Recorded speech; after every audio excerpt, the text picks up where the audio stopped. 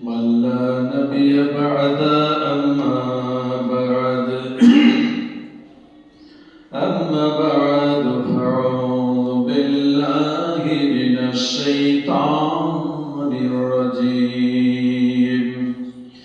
بسم الله الرحمن الرحيم ليس البر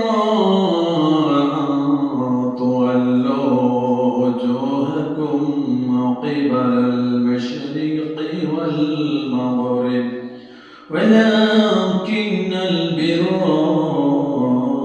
من آمن بالله واليوم الآخر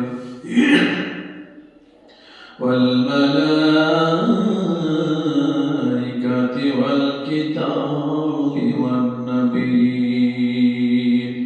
وآتى المال على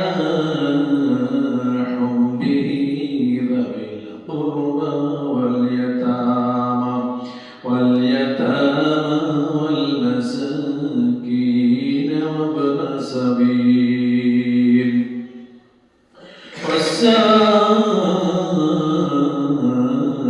والسائلين وفي الرقاب وأقام الصلاة وآتى الزكاة والموفون بعهدهم إذا عهدوا والصابرين في البأساء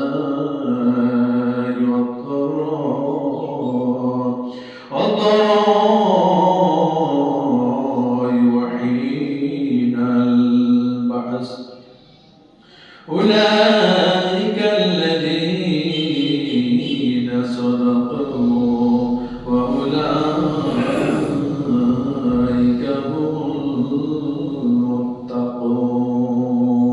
المتقون. ونفعنا بالقرآن العظيم ونفعنا وإياكم بالآيات والذكر الحكيم فإنه تجاوز كريم مالك ورؤوف رحيم.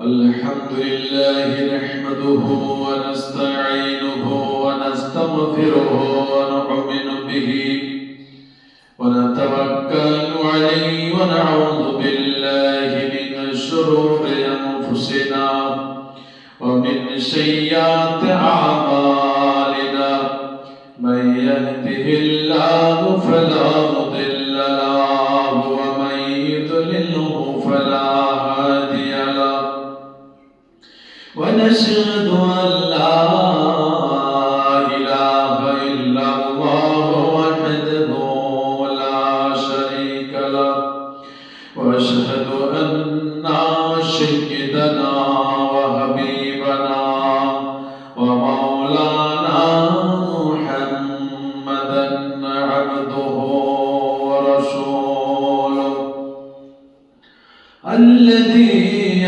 أرسله بالحق بشيرا ونذيرا وداعيا إلى الله بإذنه وسراجا منيرا أما بعد فقد قال الله تبارك وتعالى في كلامه المجيد الفرقان الحميد بعد أعوذ بالله من الشيطان الرجيم يا أيها الناس اتقوا ربكم الذي خلقكم من نفس واحدة وخلق منها زوجها وبث منهما رجالا كثيرا رجالا كثيرا ونساء واتقوا الله الذي تساءلون به والأرحام إن الله كان عليكم رقيبا يا أيها الذين آمنوا اتقوا الله حق تقاته ولا تموتن إلا وأنتم مسلمون يصلح لكم أعمالكم ويغفر لكم ذنوبكم ومن يطع الله ورسوله فقد فاز فوزا عظيما وقال تعالى الذين يؤمنون بالغيب ويقيمون الصلاة ومما رزقناهم ينفقون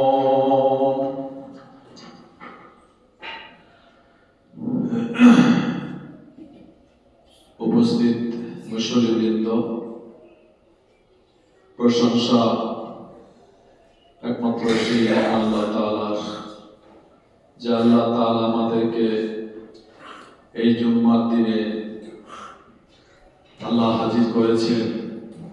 ওনার কোরআন এবং হাদিস, ওনার রাসূলের হাদিস কি শোনার এবং বলার আমাদের তৌফিক দান করেছেন। আল্লাহ পৃথিবীর কোনো দুনিয়াবি কোনো কাজ কর্মে লিপ্ত না করে সমস্ত কাজ কর্ম ছেড়ে দিয়া যে আল্লাহ তাআলা আমাদেরকে এই পবিত্র মসজিদে আসার তৌফিক দান করেছেন, এজন্য আমরা আমাদের সকলে শুকরিয়া আদায় করা দরকার। আল্লাহ বলছেন ফাজকুরুনি আযকুরুকুম, আমার শুকরিয়া করো, আমি তোমাদেরকে অনুসরণ করব। আমরা সেই আল্লাহকে খুতবা শুরুতে স্মরণ করি, সে আল্লাহর আমরা প্রশংসা করি। আমরা সবাই বলি আলহামদুলিল্লাহ।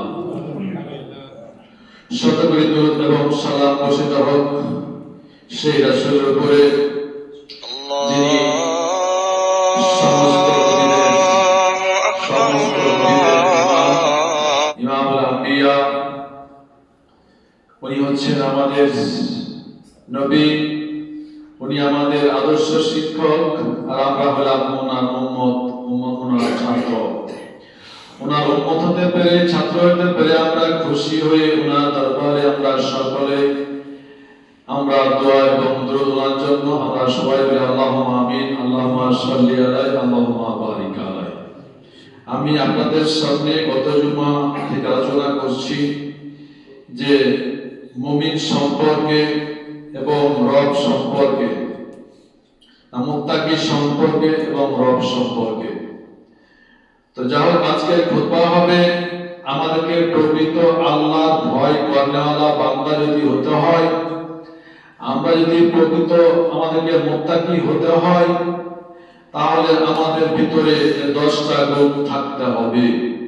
এই 10টা গুণ যদি আমাদের ভিতরে থাকে, সারা পৃথিবীর মানুষ যদি আমাদেরকে ছোট লোক বলে, আমাদেরকে যদি বেঈমান বলে, তো আল্লাহ আঙ্গুল ইশারাতে বলবেন না না, উলাইকাল্লাযীনা সাদাকু, ওই বান্দাটাই আমার সঠিক পথের বান্দা।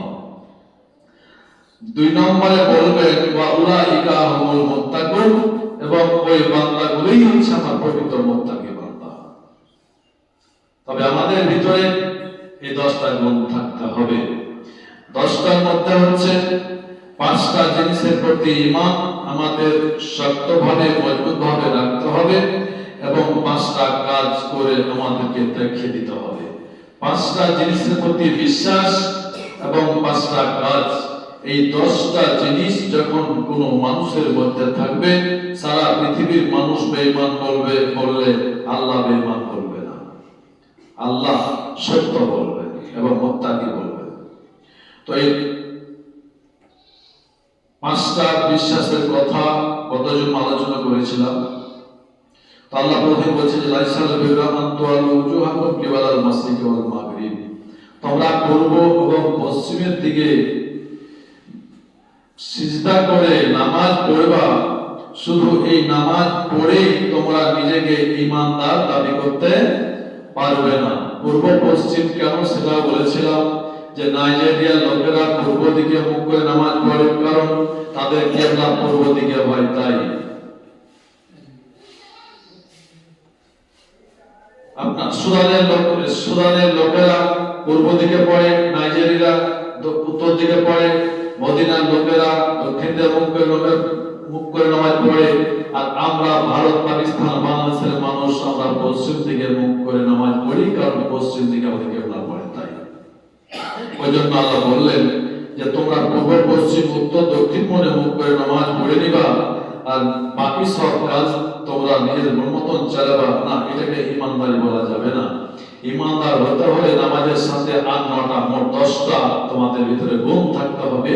5টা জিনিসের প্রতি বিশ্বাস, আর 5টা হচ্ছে কাজ। তো আমি গত জুমা বলেছিলাম যে 5টা জিনিসের মধ্যে 3টা বলেছিলাম। একটা হচ্ছে আল্লাহর প্রতি ঈমান, আল্লাহর প্রতি আমাদের পূর্ণ বিশ্বাস রাখতে হবে। আল্লাহ আছেন, আল্লাহ আমাদের সবকিছুর মালিক, আল্লাহ আমাদের সৃষ্টি করেছেন, আমাদের এই পৃথিবীতে আল্লাহ কিছু আমাদের দায়িত্ব দিয়ে পাঠাচ্ছেন, এমনি পাঠায়নি। শুধু এই দুনিয়ার বুকে সাজদা করতে হলে আল্লাহর সামনে সাজদা করতে হবে, আল্লাহ শুকরগুজার করতে হবে, এবং আল্লাহ জাত এবং সিফাতের উপর বিশ্বাস করতে হবে। এটা বলেছিলাম। তারপরে বলেছিলাম আল ইয়াউমিল আখির, একদিন আমাদের জীবনের পরিসমাপ্তি ঘটবে, আমাদের কবরে যেতে হবে, আমাদের হাসরের ময়দানে উঠতে হবে, আল্লাহ রাসূলের সামনে আমাদের যেতে হবে, উম্মত পরিচয় দিতে হবে। রাসূলকে বাদ দিয়ে পৃথিবীতে কাজ করলে কিয়ামতের মাঠে রাসূলের সুপারিশ পাওয়া যাবে না। সেখান থেকে যেতে হবে আল্লাহর কাছে সার্টিফিকেট দিতে। সেদিন আল্লাহ বলবে উজিয়া বিল কিতাব ওয়ান নাবিয়্যিন ওয়া শুহাদা, তোমরা আমার কাছে আজকে জান্নাতের সার্টিফিকেট দিতে এসেছো, 3টা জিনিস তোমাদের সঙ্গে আনতে হবে, তাছাড়া পাবে না। তোমাদের সাক্ষী আনতে হবে, তোমাদের নবীকে আনতে হবে, আর তোমরা যা করেছো তার প্রমাণ আনতে হবে। সেই দিন যারা প্রকৃত বান্দা হবে, যারা রাসূলের সুপারিশ পেয়ে যাবে, সেদিন তারা বলবে সীমাহুম ফি উজুহিম বিন নাশারিশ সুজুদ, হে আল্লাহ তুমি আমার বডির দিকে তাকিয়ে দেখো যে আমি সমস্ত সাক্ষী দিয়ে এসেছি কিনা তোমার সামনে, আমার নবীকে নিয়ে এসেছি কিনা, আমার বডিতে নবী আছে কিনা দেখলেন, আমার সাক্ষী আছে কিনা আপনি দেখলেন। সীমাহুম ফি উজুহিম, আমার কপাল, আমার মুখমণ্ডল, আমার দেহের দিকে তাকিয়ে দেখেন, আমি সাক্ষী নিয়ে এসেছি আমার সমস্ত ওজুর জায়গাগুলি জ্বলজ্বল করে চলছে, আমার সিজদা করার পরিচয় আছে। তো সেই দিন যারা প্রকৃত মুত্তাকি বান্দা হবে, সেদিন সাক্ষী আল্লাহ বলবে, কিন্তু তার বড়িতে সাক্ষী সেট করা হবে। পৃথিবীর বুকে যদি আমরা নবীকে তোয়াক্কা না করি, আমরা যদি প্রথাকে মূল্যায়ন করি, যেহেতু আল্লাহ রাসূল বলে গেছেন আমি তোমাদের নিকট কোরআন এবং হাদিস রেখে গেলাম, এই দুইটাকেই মেনে চলিও, না হলে তোমাদের পরিণাম ভালো হবে না ইবাদত করার পরেও। কারণ কিয়ামতের মাঠে ইবাদত বন্দী করা লোকগুলোকে 73টা কাতার করা হবে, 72টাই জাহান্নামে যাবে, কম সংখ্যক লোক, খুব কম সংখ্যক লোক জান্নাতে কাতার যাবে। সেই কাতারটা কারা? সাহাবে জিজ্ঞেস করলেন, রাসূল বললেন যারা কোরআন এবং হাদিসকে সামনে রেখেই দুনিয়া চলবে তারাই, আর বাকি যারা অন্যান্য পরিচয় দেবে তাদের মুক্তি নাই।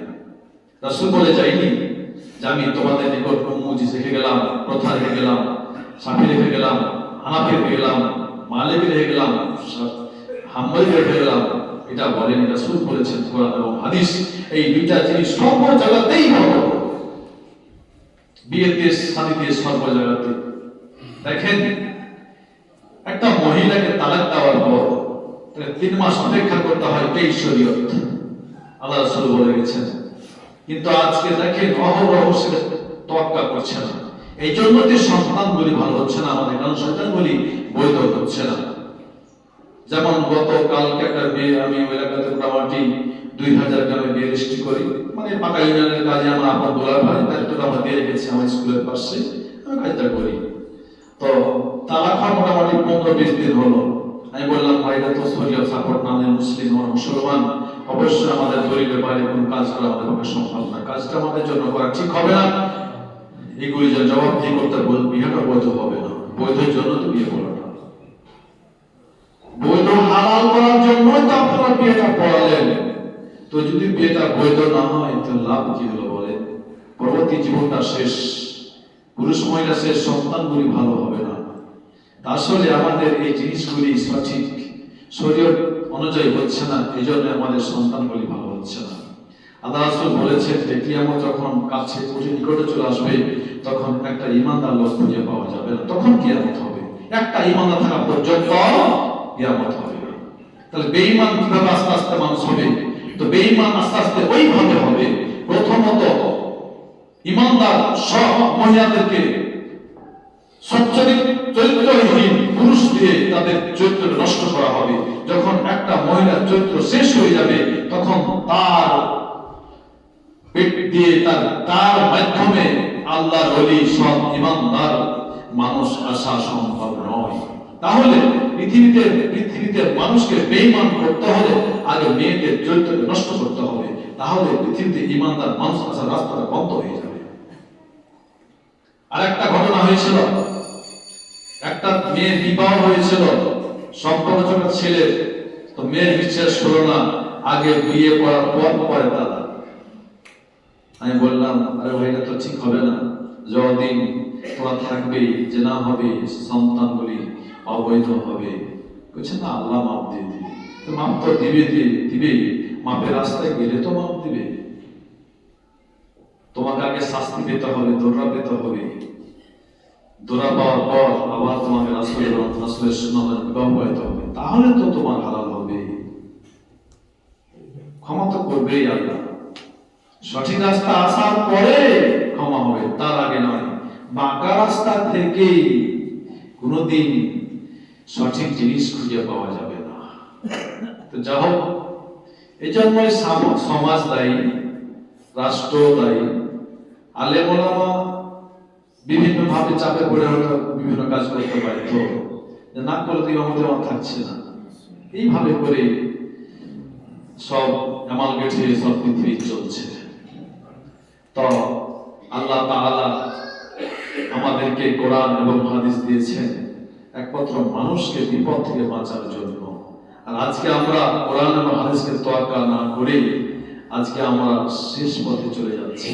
তো যেই ব্যক্তি রাসূলকে তোয়াক্কা না করবে কিয়ামতের ময়দানে রাসূলের সুপারিশ পাওয়া সম্ভব নয়। সকাল বলে তাড়িয়ে দেওয়া হবে। কোন মানুষ যদি তাদেরকে কামিয়ে কেটে মারা যায়, ও ব্যক্তি জান্নাত পাবে যদি হজ করে আসে, যদি 5 ওয়াক্ত নামাজ পড়ে, এটাই তো তার পরিচয়, মুসলিম মানুষের পরিচয়। তো সেদিনকে আমি গত জুমা বলেছিলাম আখিরে এইভাবে আল্লাহর কাছে যেতে হবে। সেই দিন আমাদের সমস্ত জিনিসকে অতিক্রম করে, পুরুষার্থ অতিক্রম করে আমাদের জান্নাত যেতে হবে। তারপরে ফেরেশতাকে খুব সতর্ক হয়ে চলতে হবে, সাবধান, এরা হচ্ছে গোয়েন্দা, সমস্ত রিপোর্ট সংগ্রহ করে আল্লাহর কাছে পৌঁছাচ্ছে। উদাহরণ দিয়ে সরকারের গোয়েন্দার কথা বলেছিলাম, সেটা যাচ্ছি না। তো আমরা যখনই কোনো অন্যায় কাজ করব তখনই যেন ব্রেনের সাথে এনে দেই যে আমাদের এই কাজ করা চলবে না, কারণ চতুর্দিকে আমাদের ডানে বামে তো আছেই, তারপরে সব জায়গায় ইচ্ছা আছে, এখানেও ফেরেশতা, সব জায়গাতে ফেরেশতা আছে, কোনো জিনিস কখন থাকবে না। তো যখনই আমরা কোনো কাজ করব সাথে ব্রেন বলে দিবে যে না ফেরেশতা আছে। ফেরেশতা কত আছে সেটা বলেছিলাম, অগণিত ফেরেশতা, একটু আইডিয়া দিয়েছিলাম। তো ফেরেশতা আছে এটা আমাদের সত্য, এটা আমাদের মাথায় থাকতে হবে। তারপরে এবার আজকে শুরু হবে কিতাব আর নবীন। তা তিনটার প্রতি বিশ্বাস করতে হবে, তিনটা বলা হয়েছে, আজকে দুটা শুরু। একটা হচ্ছে কিতাব বলতে কোরআনকে বোঝানো হয়েছে। এই কিতাবটা স্বয়ং আল্লাহর পক্ষ থেকে এসেছে।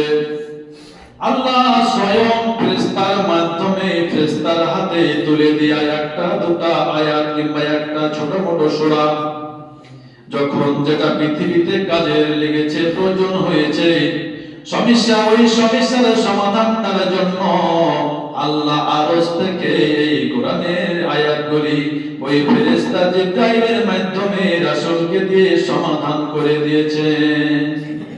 এই কিতাবটা হচ্ছে সত্য, জালিকাল কিতাব, এই কিতাবটা হচ্ছে সত্য, জালিকাল কিতাব লা রাইবা ফি, এই কিতাবটা এমন একটা কিতাব যার মধ্যে একটা জের জবর অক্ষর পর্যন্ত কোনো সন্দেহ করার মানুষের অবকাশ নাই, সুযোগ নাই। কেউ বলতে পারবে না যে রাসূলের মন গড়া কবিতা, কেউ বলতে পারবে না যে রাসূলের লেখা কবিতা। কেন বলতে পারবে না? যেহেতু আল্লাহ রাসূলকে উম্মি করে দুনিয়ার বুকে পাঠিয়েছিলেন। তিনি একজন নিরক্ষর, লেখাপড়া না জানা একজন, তিনি শিক্ষক, একটা কলম তিনি জানতেন না, আলিফ লিখতে পারতেন না। তাহলে কিভাবে সন্দেহ হবে যে এটা রাসূলের তৈরি করা, রাসূলের লিখনী কিতাব? অতএব কোনো সন্দেহ করেন নাই। আল্লাহ বলেছেন জালিকাল কিতাবু লা রাইবা ফি, এটা এমন একটা কিতাব যার মধ্যে একটা বিন্দু মাত্র সন্দেহ নাই। কাফেররা দুই একটা সন্দেহ বের করতে পারলেও আল্লাহ বলে দিয়েছেন ইন কুনতুম وإن كنتم في ريب مما نزلنا على عبدنا فأتوا بسورة, যদি তোমাদের এই কোরআনের মধ্যে যদি সন্দেহ হয়, তবে একটা ছোট্ট একটা গোটা কোরআন নয়, বড় সূরাও নয়, ছোট্ট একটা সূরা তোমরা রচনা করে দেখিয়ে দাও। এই কোরআনের মতো একটা ছোট্ট সূরা রচনা করে দেখিয়ে দাও। যদি তোমরা এই মুহূর্তে যদি তোমরা একে বন্ধু বান্ধব, তোমাদের পণ্ডিত, তোমাদের জ্ঞানী গুণী যতগুলো আছে, একত্রিত হয়ে যদি একটা ছোট্ট সূরা যদি রচনা করতে এই মুহূর্তে না পারো, তবে সাবধান হয়ে যাও। ফাইলাম তাফআলু ওয়া লাম তাফআলু, তবে তোমরা কিয়ামত পর্যন্ত চ্যালেঞ্জ থাকলো, কিয়ামত পর্যন্ত তোমরা এই পবিত্র কোরআনের মতো একটা সূরা তোমরা রচনা করার ক্ষমতা তোমাদের জুড়বে না। এটা এমন একটা কিতাব, এজন্য আল্লাহ বললেন তোমাদের পাঁচটা জিনিসের মধ্যে বিশ্বাস রাখতে হবে। তার মধ্যে 4 নম্বরে পবিত্র কোরআনের উপরে বিশ্বাস থাকতে হবে। সত্য যদি মুত্তাকি হতে হয়, তাহলে এই কোরআনকে একবার বিশ্বাস করতে হবে। কোরআনের প্রত্যেকটা আয়াত, প্রত্যেকটা কথা বিশ্বাস করতে হবে। যখনই কোরআন একটা হুকুম পেয়ে যাবেন, সাথে সাথে মেনে নিতে হবে। যদি না মানেন, তাই বুঝে নিতে হবে যে আপনি কোরআনকে মানেন না, আল্লাহকে মানেন না। কোরআন যে হারাম বলেছে, সাথে সাথে ত্যাগ করতে হবে। যখনই চোখে পড়ে যাবে, কোন আলেমের মুখ থেকে কানে চলে আসবে, সাথে সাথে ত্যাগ করতে হবে। তাহলে আপনি ইমানদার, তাহলে আপনি আল্লাহকে বিশ্বাস করেন, কোরআনকে বিশ্বাস করেন। আর যদি চলছে চলুক, কি করছে, আমার তো বাপ দাদার করে এসছে, তাহলে আপনি আল্লাহকে মানেন না, কোরআনকে মানেন না। এই জন্য আপনার মুখ দিয়ে এই কথা বের হচ্ছে। তাহলে কোরআন সত্য, কোরআন আমাদেরকে মানতে হবে। কোরআন নিঃসন্দেহে আল্লাহর কিতাব। 2 নম্বর নবী, 2 নম্বর নবীদেরকে বিশ্বাস করতে হবে। 1 নম্বরে কিতাবকে বিশ্বাস, 4 নম্বরে কিতাবকে বিশ্বাস করতে হবে। পৃথিবীতে যতগুলি কিতাব এসেছে, মোট 104 খানা কিতাব এসেছে, 104 খানা। তার মধ্যে 100 খানা সহিহ, মানে ছোট ছোট জুটি বই, আর 4 খানা বড় কিতাব। তার মধ্যে একটা কোরআন। সমস্ত কিতাবের মধ্যে যা ছিল সব কোরআনের মধ্যে পেয়ে যাবে, সব পেয়ে যাবে। তো আল্লাহ এই কোরআন, এই কিতাব পৃথিবীতে যতক্ষণ এসেছে সবগুলোর প্রতি বিশ্বাস করতে হবে। ওয়ান নাবিয়িন, এবং যতগুলি আদম থেকে শুরু করে শেষ নবী পর্যন্ত যত নবী এসেছে সমস্ত নবীকে বিশ্বাস করতে হবে। আমাদের নবীর প্রতি সেই সময় সাহাবীদের বিশ্বাস ছিল তো ছিল, কাফেরদের ছিল। নবুয়ত পাওয়ার আগে রাসূলকে তো আলামিন বলেছে, আমানত বলেছে। তাছাড়াও নবুয়ত পাওয়ার পরেও মুখে না বললে তাদের কার্যক্রমে বাধ্য হয়ে রাসূলের প্রতি বিশ্বাস ছিল। একদিন উমাইয়া তার বাড়িতে গলির সামনে একটা উটকে খাবার দিচ্ছে আর বসে আছে। আল্লাহ রাসূল সেই রাস্তা দিয়ে হেঁটে চলে যাচ্ছেন, আর উমাইয়া বলছে, ও বাবা মুহাম্মদ, দেখেন কাফেরদের ভিতরেও বিশ্বাস ছিল।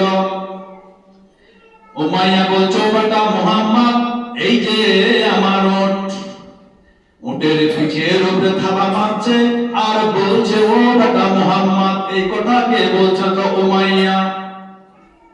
ও বাবা মুহাম্মদ, এই যে আমার উটকে খাইয়ে দাইয়ে মোটা করে শক্তিশালী করছি, এর এই জন্যই যে উটে চড়ে তোমাকে তীর দিয়ে তরবারি দিয়ে হত্যা করার জন্য।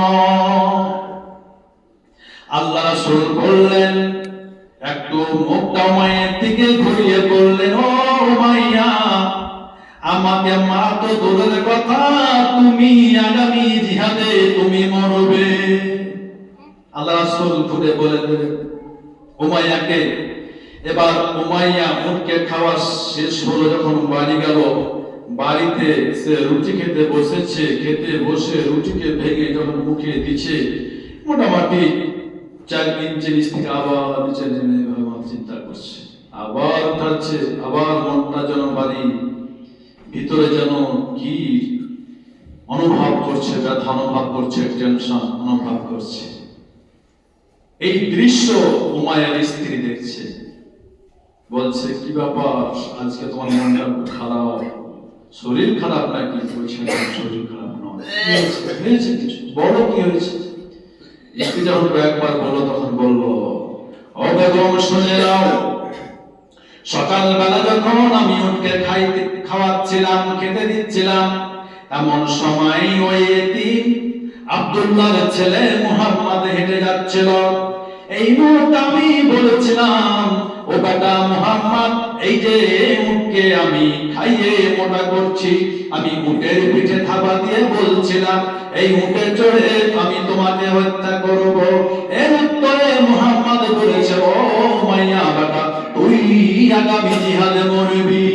এই চিন্তা আমার ভিতরে ঢুকে গেছে। এরপর উমাইয়ার স্ত্রী বলছে, যদি মুহাম্মদ এই কথা বলে থাকে, তাহলে তোমার বাঁচার কোনো উপায় নাই। মুহাম্মদ এমন একটা মানুষ, যার মুখ দিয়ে যেটা বের হয় সেটাই হয়। মুহাম্মদ এমন একটা মানুষ, এমন একটা লোক, তার মুখ দিয়ে বের হবে একটা বিফল নয়, একটা মিথ্যা কথা নয়, যেটা বলে সত্য কথাই বলে। দেখেন, উমাইয়া একজন বেঈমান, তার স্ত্রী বেঈমান, রাসূলের প্রতি তার কত বিশ্বাস ছিল। তাহলে কাফেররাও রাসূলের কথাগুলোকে বিশ্বাস করত। এরপর যখন প্রথম ইসলামের বদরের যুদ্ধ আসলো, যুদ্ধ শুরু হবে, দুই দল দুদিক থেকে রেডি। এই মুহূর্তে কাফেররা তাদের নেতা গোছের লোকগুলোকে খুঁজছে, তারা সবাই উপস্থিত আছে কিনা। দেখছে সবাই আছে, শুধু উমাইয়া নাই। এবার 3-4 জন গেল উমাইয়ার প্রতি, কি ব্যাপার, আসেনি কেন? যে দেখছে যে উমাইয়া তার গলি থেকে ডাকছে, উমাইয়া। বাড়ি থেকে বলছে, শরীর খারাপ, অসুস্থ। অসুস্থ বললে চলবে না, হাজির হতে হবে। আজকে যে যুদ্ধ শুরু হয়েছে, এই যুদ্ধটা বাঁচা মরার লড়াই। যারা বিজয় করবে তারা সারা জীবন তাদের মুখ উঁচু হয়ে থাকবে। মুসলমানরা হলে মুসলমানদের মাথা উঁচু হয়ে থাকবে, আমাদের বিজয় হলে আমাদের মাথা উঁচু হয়ে থাকবে। তাই হয়েছিল বদরের যুদ্ধে। মুসলমানরা হেরে গেলে ইসলাম চিরতরে মুছে যেত। বলছে না, আমি পারবো না, আমি যেতে পারবো, অসুস্থ। তারা 4-5 জন বলেছিল, ও বেটা উমাইয়া শুনে নাও, আজকে যদি তুমি এই প্রথম বদরের যুদ্ধ শুরু হচ্ছে মুসলমানদের সাথে, তুমি যদি যুদ্ধে অংশগ্রহণ না করো, তবে তোমাদের যত দেব দেবী আছে, লাত মানত উজ্জাত হবল, যতগুলি মূর্তি আছে, সবগুলি মূর্তিগুলিকে ভেঙে ফেলে দাও। 2 নম্বর কথা বললো, তোমাদের যতগুলো অস্ত্র আছে, কাফেরদের আমাদের যত অস্ত্র আছে, সবগুলি অস্ত্রগুলি তোমরা মুহাম্মদের লোকজনকে দিয়ে দাও, আত্মসমর্পণ করে দাও। 3 নম্বর, তোমাদের যত বউ বেটি আছে, মা বোন আছে, সমস্ত মহিলাগুলিকে মুহাম্মদকে জমা দিয়ে দাও। এবার উমাইয়া রাগ হয়ে গেল, এত বড় কথা, দেখতে মরবো তো যুদ্ধের ময়দানে মরবো, লাফিয়ে উঠে গেল। যখন লাফিয়ে উঠে বলছে, ওই বিবি রে, আমাকে ওই তরবারিটা দাও, আমি যুদ্ধের ময়দানে যাব। এত বড় প্রেস্টিজ আমার সহ্য হচ্ছে না, যে আমাদের যত ধর্ম আছে নাকি ফেলে শেষ করে দিতে হবে, আমাদের তরবারিগুলি নাকি দিয়ে দিতে হবে মুহাম্মদকে জমা, এবং আমাদের বউ বেটি যতগুলি মহিলা আছে সবগুলিকে যেন জমা দিতে হবে। কেন? তারা বলছে আমার সহ্য হচ্ছে না, যাও তরবারি দাও। উমাইয়া বেগম বলছে, আমি বলেছিলাম, তুমি বলেছিলে যে মুহাম্মদ আমাকে কথা বলেছে, আমি তোমার বেগম বলেছিলাম, তাহলে উপায় নাই। তুমি বলেছো আমার কেন উপায় হবে না? আমি তো যুদ্ধ ময়দানে যাব না, তাহলে আমার কি হবে? কে মারবে আমাকে? ঘরের মধ্যে তোই থাকবো।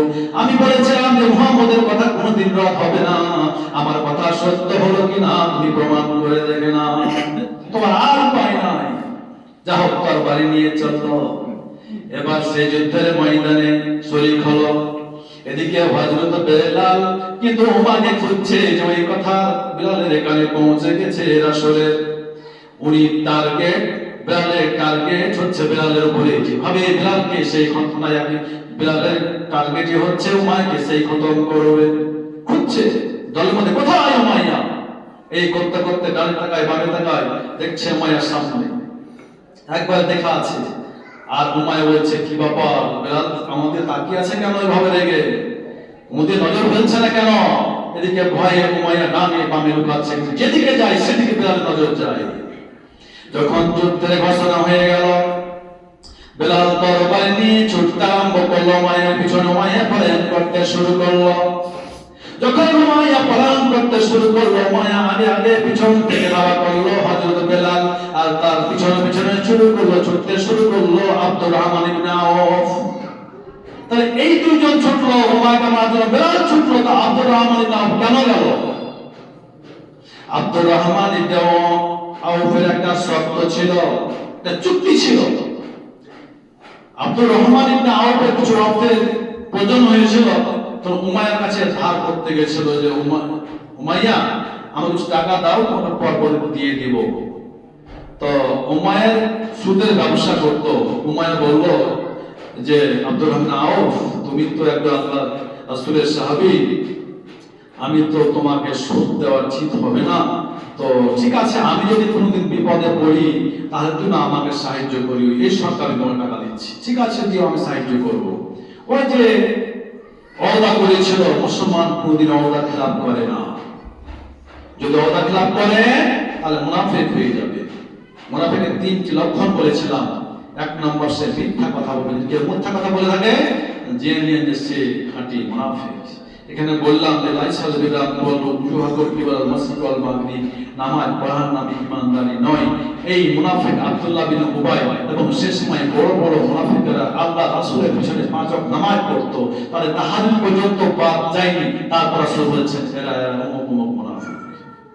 তো মুনাফিকের লক্ষণ হচ্ছে 3টা। যদিও সে নামাজ পড়ে, যখন সে মিথ্যা কথা বলে, আর যখন সে ওয়াদা খেলাপ করবে এবং আমানতের খেয়ানত করবে।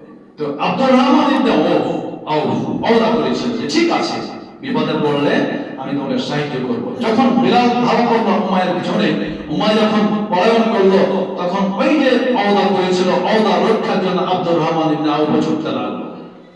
এক পর্যায়ে ছুটতে ছুটতে যখন ক্লান্ত হয়ে যখন উমাইয়া উবু হয়ে পড়ে গেল, আব্দুর রহমান ইবনে আওফ ওই বেলালের উপরে পড়ে গেল। যখন উমাইয়া পড়ে গেল, আব্দুর রহমান ইবনে আওফ সেও উমাইয়ার উপরে উবু হয়ে পড়ে গেল, যাতে বেলাল তার তলোয়ার ছাড়তে না পারে। তখন বেলাল বলছে, আব্দুর রহমান আওফ ভাই, তুমি ঠিক করেছো, কারণ তুমি ঈমানদার, কথা তো রক্ষা করতে হবে। ঠিক আছে, দেখছি আমি। এবার হযরত বেলাল তলোয়ারটা বালুর উপরে পড়েছিল, উমাইয়া বালুর ভিতরে তলোয়ার ঢুকে দিয়ে নিচ থেকে কাজ ছেড়ে দিয়েছিল। বেলাল উমাইয়াকে খতম করেছিল। দেখেন, একজন বেঈমান উমাইয়ার স্ত্রী বলেছিল যে আল্লাহর নবী মুহাম্মদ যেই কথা বলে, সত্য কথা বলে, সঠিক কথা বলে। প্রমাণ হয়ে গেল, তাহলে সেই বেঈমানেরও ইমাম ছিল যে নবী সত্য, তিনি সঠিক। হযরত আলী দেখেন সাহাবাদের তো বিশ্বাস ছিল। একজন সাহাবী রাস্তা দিয়ে আসছেন, আল্লাহ রাসূল একজন ব্যক্তিকে ধরে ঘোড়ার হাঁটকে নিয়ে যাচ্ছেন, মানে বেচারা ঘোড়া বেচতে যাচ্ছে। আল্লাহ রাসূলের সাথে সাক্ষাৎ হলো, বলছে ঘোড়া নিয়ে কোথায় যাবে? বলছে বিক্রি করতে যাবো। তো কত দাম নেবে? বলছে নিব 10 দিরহাম। তো ঠিক আছে, তুমি 9 দিরহাম দাও। আচ্ছা দেবো। কথাবার্তা হয়ে গেল। এবার রাসূলের বাড়ি থেকে ছুটছে ঘোড়াটা নিয়ে। তো যখন রাসূলের বাড়ির কাছে যাবে, তার কিছু দূরেই বলছে, মানে কেউ রাস্তায় ভাঙাচ্ছে, এই তো ঘোড়ার দাম তোমরা 12-13 দিরহাম লাগতো, তুই 9 দিরহামে কেন দিলি? তখন তাই তো চলে গেলাম। তো নিজে একটা কৌশল আনতে লাগলো, কি করে এখান থেকে আমি ঘোড়া নিয়ে চলে যেতে পারি, রাসূলকে ঘোড়াতে না পারি। তো বলছে হুজুর একটা কাম করেন না, ঘোড়াটা দামটা তো নিবেন আপনি, তো ফায়সালা করে দেন। তো ফায়সালা করলে মানে তুমি ফায়সালা তো করোনি, তুমি আমার বাড়ি ঘোড়া নিয়ে আসছো, ফায়সালা তো হয়ে গেছে, তোমাকে বলেছি তুমি দিতে রাজি আছো, এই জন্য তুমি আমার সাথে নিয়ে আসছো, চলো আমি বাড়িতে তোমার টাকাটা খরচ করবো। বলছে না হুজুর, না না, ফায়সালা তো করা হয়, দাম লাভ হয়েছে, ফায়সালা হয়নি। এই দুজন মেলে ঘোড়ালার সাথে আল্লাহ রাসূল দুইজন মেলে এভাবে কথা কাটাকাটি চলছে। এই মুহূর্তে একজন সাহাবী চলে আসছে, তো দেখছে যে ওই লোকটা বলছে দাম হয়নি, আল্লাহ রাসূল বলছেন না, ঘোড়ার দাম হয়ে গেছে। ওই ব্যক্তি বলছে এই ঘোড়ার পাখাটা ধরে নিয়ে রশিটা কেটে নিয়ে রাসূল হাতে দিচ্ছে, কি মনে করছিস? হ্যাঁ, ঘোড়া তো দাম ফায়সালা হয়ে গেছে, কেন তুমি না? তা আল্লাহ রাসূল বলছেন তুই কি ব্যাপার? আমরা দুজন দামদার করেছি, নিয়ে আসছি, আর তুমি দামদার করে তখন তুমি ছেড়ে না, আর এখন হঠাৎ এসে বলছো যে না দামদার হয়ে গেছে, তুমি কিভাবে জানতে পারলে? তখন ওই সাহাবী বলছে ইয়া রাসূলুল্লাহ, আমরা জাহান্নাম দেখিনি, আপনি বলেছেন জাহান্নাম আছে, আমরা সাহাবী বিশ্বাস করে নিয়েছি। আপনারা বলছেন জান্নাত আছে, জান্নাত দেখিনি, আপনি বলেছেন তাই জান্নাত আমরা বিশ্বাস করে নিয়েছি। আল্লাহ রাসূল আপনি বলেছেন মরার পরে কবরে যখন মানুষকে রাখা হবে, তখন মানুষের হিসাব নিকাশ হবে, শাস্তি হবে, শান্তি হবে, সবকিছুই হবে, এগুলো আপনি বলেছেন না দেখে আমরা বিশ্বাস করে নিয়েছি। তো এখন আপনি বলছেন ঘোড়া দাম ফায়সালা হয়ে গেছে, তাহলে এটা কেন বিশ্বাস করব না? এটাও বিশ্বাস। দেখেন সাহাবারা রাসূলের প্রতি কেমন বিশ্বাস ছিল, না যে রাসূল বলেছে না ফায়সালা হয়ে গেছে, বুঝে না ঠিক ফায়সালা হয়ে গেছে, কারণ রাসূল প্রতি মিথ্যা কথা বলে না। হযরত আলী রাদিয়াল্লাহু তাআলা আনহু যখন আল্লাহ রাসূল মক্কা থেকে মদিনায় রাত্রিবেলা রওনা হয়ে যাবেন, দেখেন আল্লাহ রাসূলের প্রতি কত ভরসা ছিল, কত বিশ্বাস ছিল। হয়তো আলী রাদিয়াল্লাহু তাআলা আনহুকে আল্লাহ রাসূল বললেন, আলী রে, আমি রাত্রিবেলা মদিনায় রওনা হয়ে যাব, আর তুমি এই ঘরের মধ্যে, যেই ঘরের মধ্যে আমানতের মাল, বাইতুল মাল, গরিবের মাল আমার কাছে জমা আছে, সেই মালগুলি তুমি যোগাবে। যখন রাত্রি চলে যাবে, রাত্রি অতিবাহিত হয়ে যাবে, সকালবেলা এতিমের মাল, বাইতুল মাল, গরিবের মাল, যার যেমন সব মালগুলি বুঝিয়ে দিয়ে তুমি মদিনায় কালকে সকালে আসবে, কালকে সকালে তোমার সাথে আমার কথা হবে। আল্লাহ রাসূল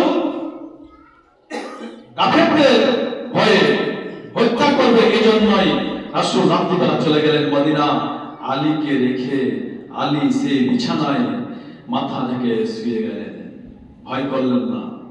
আমরা তো ভয় করতাম যে আমি শুয়ে গেলাম চাদর মুড়িয়ে, কাফেরেরা বুঝবে না আমি আলী শুয়ে আছি, তারা মনে করবে যে মুহাম্মদ শুয়ে আছে, জবাই করে দেবে। ভয় করলেন না। কেন ভয় করলেন না? রাসূলের প্রতি তাদের বিশ্বাস ছিল, রাসূলের প্রতি তাদের ভরসা ছিল, যেহেতু আল্লাহ রাসূল আমাকে বলেছে আলী রে, তুই ঘরের মধ্যে তুমি শুয়ে থাকো চাদর মুড়ি দিয়ে, এই যে ঘরের মধ্যে যতগুলি মাল জমা হয়ে আছে, বাইতুল মাল, যতগুলি আমানতের মাল, যতগুলি গরিবের মাল আছে, সমস্ত মালগুলি বুঝিয়ে দিয়ে শেষ করে সকালবেলা তুমি মদিনায় আসবে, মদিনায় গিয়ে তোমার সাথে আমার কথা হবে। যেহেতু আল্লাহ রাসূল বলেছেন সকাল হবে মদিনায় যাব, আল্লাহ রাসূলের সাথে কথা হবে, আল্লাহ রাসূল এই কথা বলেছেন, তাহলে রাত্রি বেলায় আমার মওত হবে না, আমাকে কেউ মারতে পারবে না, যেহেতু আল্লাহ রাসূল বলে দিয়েছেন মদিনায় সকালবেলা সব সুজ করে দিয়া সকালবেলা রওনা হয়ে যাবে, মদিনায় কথা হবে। আল্লাহ রাসূলের সাথে রাত্রি অতিবাহিত হওয়ার পর যতক্ষণ পর্যন্ত মদিনায় না যাব, আল্লাহ রাসূলের সাথে কথা না বলবো, তার আগে পৃথিবীর এমন কোনো বীর নাই যে আমাকে দুনিয়া থেকে হত্যা করতে পারে। কেমন ভরসা ছিল, কেমন বিশ্বাস ছিল। আমাদের তো বিশ্বাস নাই। ইহুদি না খ্রিস্টান আর মুসলমানদের ভিতরে একটা কথোপকথন, একটা মিটিং হলো, কার ধর্ম সত্য। সেই মিটিং এ বক্তব্য শুরু হলো। একজন খ্রিস্টান বক্তব্য দিচ্ছে যে এই জামানা হচ্ছে ঈসার জামানা, ঈসার ধর্ম চলবে, মুহাম্মদের ধর্ম চলবে না। মুহাম্মদ শেষ হয়ে গেছে আর ধর্ম শেষ হয়ে গেছে, ঈসা বেঁচে আছে, ঈসা ধর্ম চলবে। এভাবে বক্তব্য দিচ্ছে। তারপরে বক্তব্যের সাথে সাথে মানুষ উদাহরণ দিয়ে যাচ্ছে তার কথাটা কি, ও শ্রোতা শোনো, যদি ঈসা ধর্ম যদি সত্য না হয়, যদি ঈসার কথা যদি সত্য না হয়, ধরে নাও তা মাথা ধরেন একটা আসছে তাদনচক থেকে, শিবগঞ্জ থেকে, আর একটা কালুপুর থেকে, তিন মাথার মোড়, সেখানে তিনটা লোক বসে আছে, একটা লোক শুয়ে ঘুমাচ্ছে আর একটা লোক বসে আছে। এখন কোন ব্যক্তি রাস্তা দিয়ে যাচ্ছে, রাস্তা যদি ভুলে যায় তাহলে ওই পথিক ঘুমানো ব্যক্তিকে রাস্তার কথা জিজ্ঞেস করবে না, যিনি বসে আছে চেতন হয়ে ওই ব্যক্তিকে জিজ্ঞেস করবে। বলো তো, বললো তাহলে ওই যে ব্যক্তি বসে আছে ওই ব্যক্তিকে জিজ্ঞেস করে, ঘুমানো ব্যক্তিকে জিজ্ঞাসা করবে না। এবার ওর বক্তব্য শেষ বলে দিল। তাহলে এখান থেকে বুঝতে হবে যে ঈসার জামানা, ঈসা জীবিত আছে, রাসূল ঘুমিয়ে গেছে। পথ দেখতে হলে ঈসাকে নিয়ে পথ চলতে হবে। বক্তব্য শেষ। এবার মুসলমান আলেম দাঁড়ালো, বলছে ও খ্রিস্টান ভাই শুনে নাও, ও খ্রিস্টান শুনে নাও, এই যে মাথার মোড় না, মাথার মোড় না, পঞ্চম মাথার মোড়, সেটা আমার দেখার বিষয় নয়। দুইজন লোক অপেক্ষা করছে সে মাথায়, একজন ঘুমিয়ে আছে, একজন জেগে আছে। যে ব্যক্তি ঘুমিয়ে আছে ওই ব্যক্তিকে জাগানো ব্যক্তি কেন জাগাইতে পারে না? তাহলে উনি একজন শ্রদ্ধাভাজন মানুষ, সম্মানিত মানুষ, তার সম্মানের খাতিরে তাকে জাগাতে পারছে না। তাহলে কত যে লোকটা জেগে আছে ওই লোকটা ওকে জোগাচ্ছে, উনি ঘুমাচ্ছে, উনার ঘুম ভাঙাতে পারে না। কেন পারে না? উনি দামি মানুষ, উনার সম্মানের কারণে উনাকে ঘুমাতে পারছে না। তা আল্লাহ রাসূল ঘুমিয়ে আছে আর ঈসা নবী জেগে আছে, এটা বললে চলবে না। সম্মানিত নবী তোমাদের দিন গ্রহণ করতে হবে। পৃথিবীতে যত মানুষ এসেছে, যত নবী এসেছে, প্রত্যেকটা নবী দোয়া করেছে, আল্লাহ আমাদেরকে নবী না বানায় রাসূলের উম্মত বানিয়ে দাও। ঈসাও করেছিল এই দোয়াটা, ঈসাও করেছিল। কোন নবীর দোয়া, কোন রাসূলের দোয়া কবুল হয়নি, ঈসা নবী দোয়া কবুল করেছিল। প্রত্যেকটা নবী দোয়া করেছিল, একটা নবীর দোয়া কবুল করেছিল, অন্য নবীর দোয়া করেনি। এই জন্য পৃথিবীতে একজনই নবী এবং একজনই উম্মত, একজনই শিক্ষক, একজনই ছাত্র, তিনি হচ্ছেন ঈসা আলাইহিস সালাম। উনি যখন দুনিয়ার বুকে আসবেন, উনি তো আসমানে আছেন, যখন দুনিয়ার বুকে আসবে ওনার কোনো শরীয়ত চলবে না, ওনার কোনো কথা চলবে না, ওনার কোনো সাজেশন চলবে না। যখন উনি আসবে, যেহেতু দোয়া করেছিলেন, আল্লাহ কবুল করে নিয়েছেন, উনি যখন দুনিয়ার বুকে আসবে উনি নবী হয়ে আসবে না, আল্লাহ রাসূলের উম্মত হয়ে আসবে। উনাকে রাসূলের তরিকা মেনেই দুনিয়া থেকে যেতে হবে। অতএব ঈসার জামানা নয়, এটা হচ্ছে শেষ নবীর জামানা। সিংহায় ধক্কা দেওয়া পর্যন্ত ইসরাফিলের, ততক্ষণ পর্যন্ত আল্লাহ রাসূলের দিন চলবে, কোরআন এবং হাদিসের দিন চলবে। নবীর কোন ঈসা নবীর কোন দিন চলবে না, কারণ উনি তখন নবী না, উনি হচ্ছেন রাসূলের উম্মত।